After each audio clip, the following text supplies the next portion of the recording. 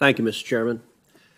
Director Wray, I'm deeply concerned that the FBI and the Department of Justice have become thoroughly politicized.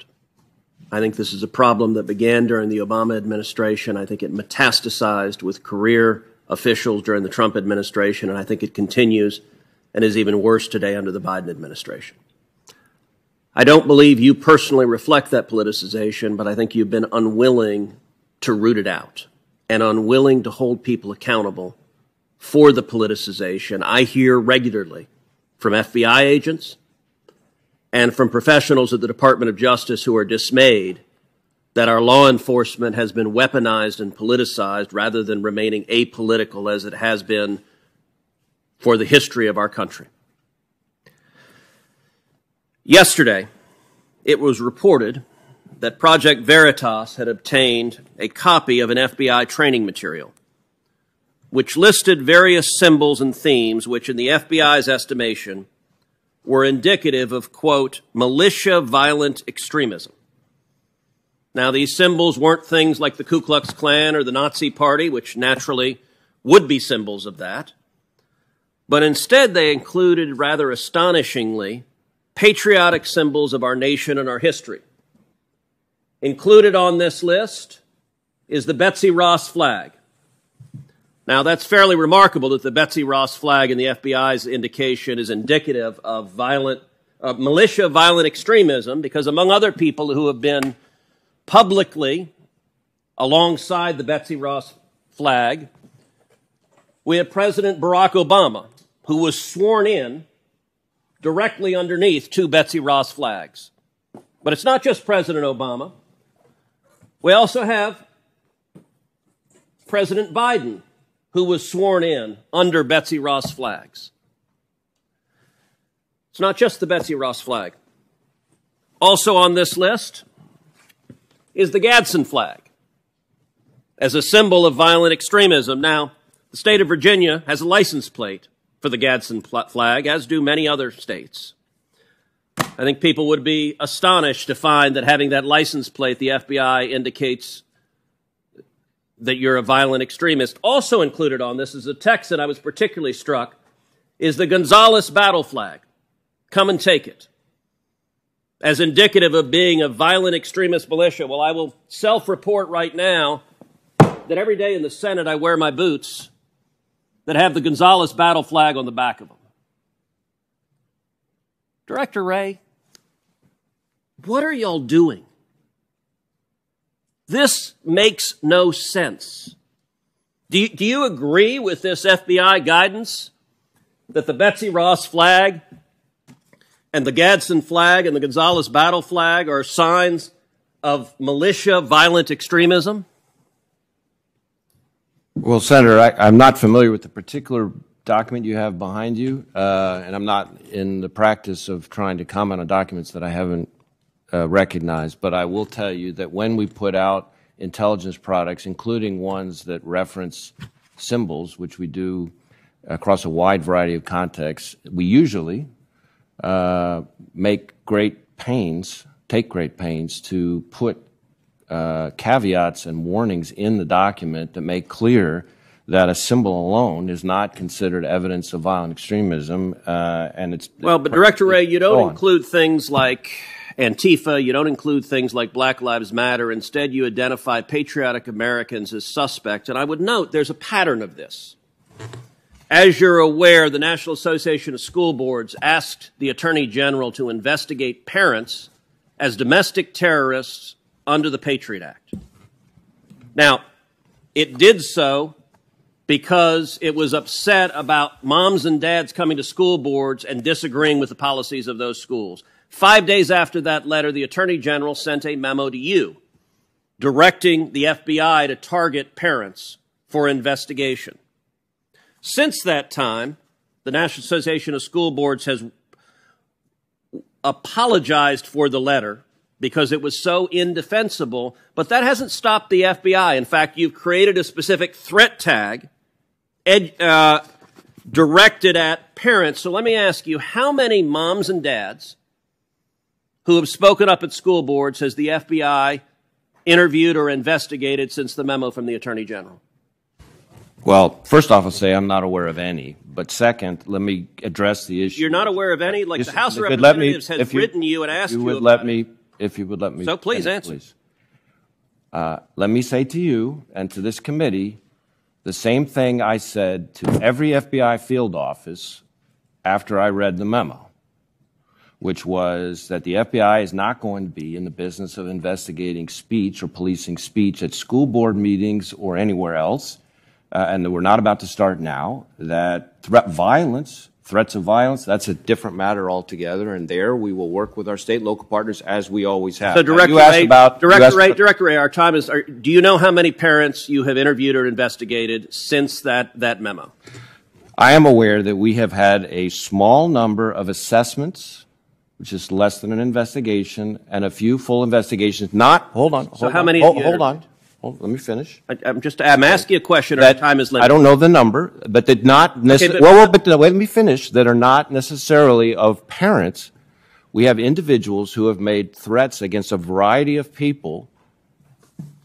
Sometimes school board officials, sometimes other people as well. Director Ray, I will point out the House of Representatives has sent you oversight letters detailing dozens of investigations under a threat tag directed at parents, moms and dads, who G-men have come in because they spoke out against mask mandates or vaccine mandates or critical race theory, and suddenly the G-men show up. And this was after the Attorney General claimed it wasn't happening. And so the pattern, sadly, we've seen, you say you don't know how many there are. The follow-up will be I'll send you a letter, and you'll send back a letter that says I refuse to answer it. Let me give another example.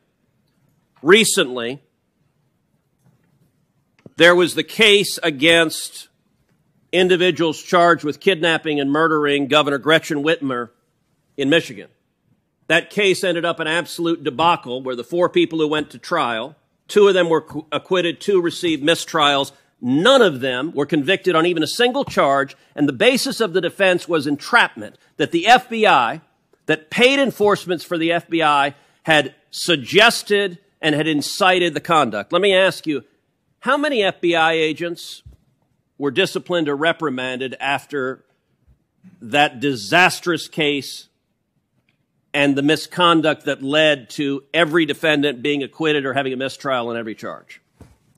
Senator, I can't comment on a personnel matter. I can tell you that that case, as I understand it, is now pending a retrial, as I understand it. Well, the special agent in charge of that case has now been sent to D.C., to the Washington, D.C. office, and now leads the investigation regarding January 6th. Is that correct? That doesn't sound right to me. That does not sound right. The name of the individual is Stephen D'Antuono. It was run out of the FBI Detroit field office. And by the way, I will point out that the lead investigator, Special Agent Track, are you aware that he was apparently fired for allegedly beating his wife after coming home from a swingers party, and he'd made multiple derogatory political posts about President Trump showing political bias? Are you aware of that? I am aware of, I think, the incident you're describing and action that was taken about it. To clarify on the first part of your question, Mr. D'Antuono was the special agent in charge of the office, the Detroit field office, and is now the assistant director in charge of the Washington field office. I thought you were asking about the agent who was responsible for the. So the guy in charge got promoted and is now in charge of the January 6th investigation. The guy in charge of the whole Detroit field office is now in charge of the whole Washington field office. That is astonishing. Senator Cruz. Gentleman is recognized. Listen, I've been here long enough to remember when Democrats in judiciary and Congress were great advocates of civil rights and protecting the power of the legislative branch and the oversight that we should be doing over the executive branch, particularly in our case, the Department of Justice. And I don't have a nice typed up speech like we've been hearing from the other side. But what I got is facts. And what I got is recall. And I remember when William Jefferson's office was raided, we had the full affidavit for that warrant. And I read it. And it looked like they had a slam dunk case that he was guilty.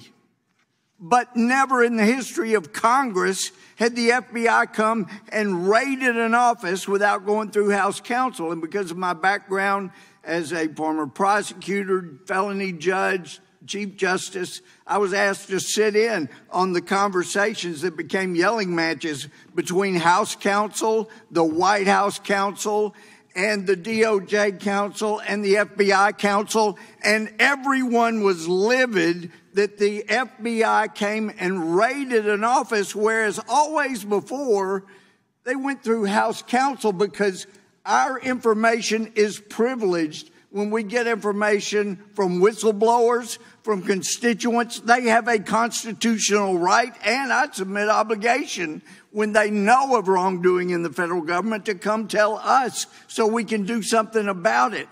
And now we're being condemned.